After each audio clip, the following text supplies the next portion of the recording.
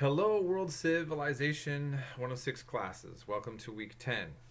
I am finally done with my move. I'm not done unpacking things or getting things put away, and my whole house is a bit of a mess. It was full of boxes just like a week ago. I mean, literally, you could not even get to that light that's on in the back.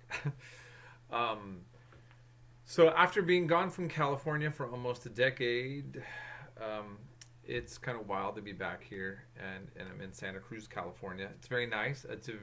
Like living in a cloud right now. It's very rainy and windy at the moment. And as I have been following, rain is something we need in California, so we'll consider that a blessing. Um, okay, so I just want to say a few things as we're moving forward in this class. I think a lot of you found the Judaism section very interesting. I'm glad, especially if you've grown up in a Christian background.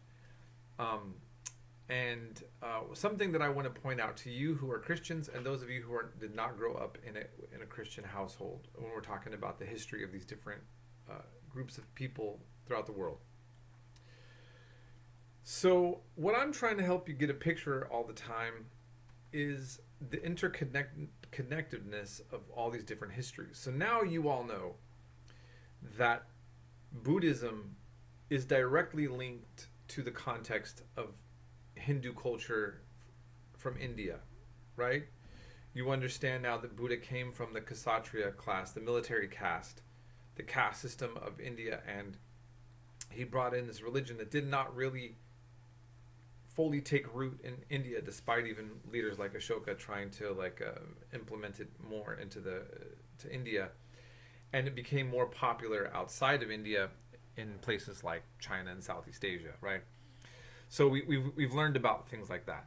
And now what I want you to remember is that ancient Israel, which then evolved from the temple, this is academic language, temple cult, or a religion that revolves around animal sacrifice at a temple with priests, ends up evolving into a religion that is dominated by a scholarly class of men, mainly up until recent history, of rabbis, who then have a body of laws that they extract. Especially when the temple is destroyed, that branch of Judaism is going to dominate. So that's what I want you to see the connectedness between ancient Israel, and why I do two separate sections for ancient Israel and then for Judaism, because there is that separation there, but they're related.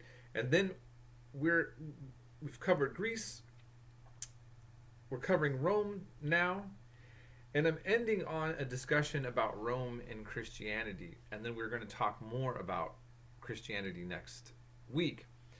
I'm going to talk about Christianity a lot. That's what we're going to focus on, but I'm going to focus on that with European paganism. The reason why I'm doing that is simply because I don't have the time to separate all these subjects. Basically, as I've been teaching this class, I find more and more subjects that I want to incorporate into these classes, and I don't really have the space or time. And so I try to think, how can I make this all fit? Because what I wanted you to try to understand is to see how Christianity is going to emerge out of the Roman world and the Mediterranean / Middle East. And when we talk about Europe in particular, out of the context of European paganisms.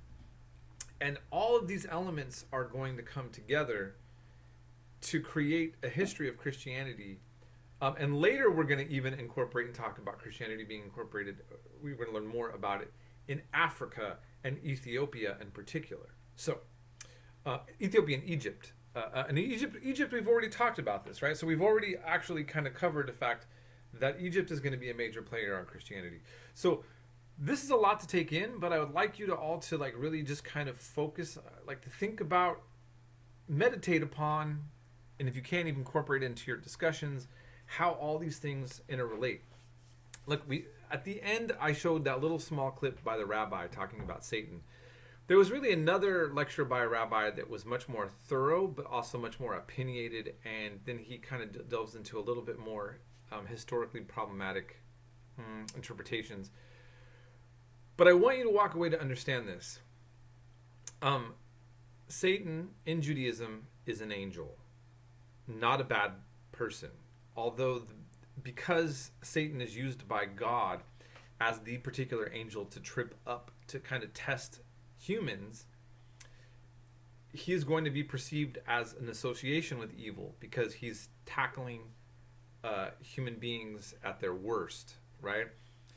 And we see that in the book of Job. If you look at the first chapter, if you just want to look in the Bible.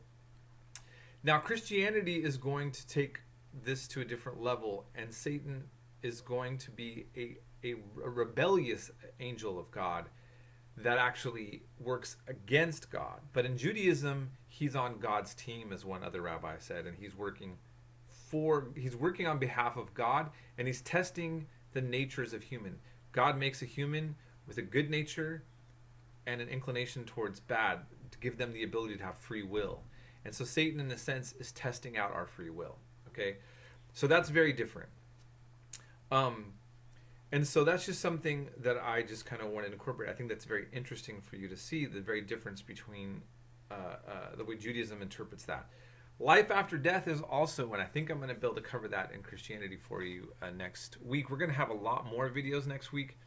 I want to prepare you for that, but I think that you'll find them so interesting on many levels. We're going to cover Vikings and Christianity all together. Now, I'm going to mention this again next week in my announcement for those of you who are watching my announcements. If you grew up Christian, you might, especially if you grew up Protestant Christian, you are growing up under this idea that first century Christianity is just the Bible that you have, and that all the other Christianities are a corruption of that, and they add all these other things. Like, so Roman Catholicism is seen as separate from Christianity. From a historical point of view, Roman Catholicism is really the origin of Christianity as we know it, historically. And the earlier centuries of the development of Christianity, we are historically left in the dark with. We're going to cover the evolution of the Bible. You're going to see that not every Christian community just had the Bible, the New Testament that the Christians have, all in one place. And they certainly would have not been able to afford each individually to have a scroll. It's not like everybody could just have a handwritten scroll that you could afford. So Christian history is much more complicated. Now, again, I'm not debating about theological issues. For those who believe that God directs certain communities or ideologies, you can rest assured and take faith in the fact that your particular branch is the one that was tapped into that. From an outsider point of view, from a secular historic point of view, coming in, you see how much more challenging that would be. And then we're going to end up covering Islam, which is then the other piece of the puzzle to all of this. And Islam takes on elements that are much more closer to Christianity, and some other parts much more closer to Judaism. And so I think that for all of you, you're just going to find these next 2 weeks to just really help you kind of see where your own culture, your own background has been rooted in civilization. If you grew up in this Christian tradition, it's often called Judeo-Christian civilization, and then by extension Islam, because Islam is a part of that puzzle, which many of you will be shocked how much it's a part of that if you're looking at Islam as something not related to this world. And then for those of you who did not grow up in this is important to know that Western civilization, although we're talking about all world civilizations, but Western, like being in a Western institution and college, you cannot separate the evolution of where we're at without understanding the legacy of Christianity. And most people in your classroom probably have names that are directly coming out of the Bible. Okay, so having said all of that, this announcement's already getting a little bit long. I just want to get you pumped up on going into this. You'll see we don't have required papers coming up, so I want you to really focus on watching the videos and notes and making good discussions. Okay, please make sure you do that, and we'll be in touch.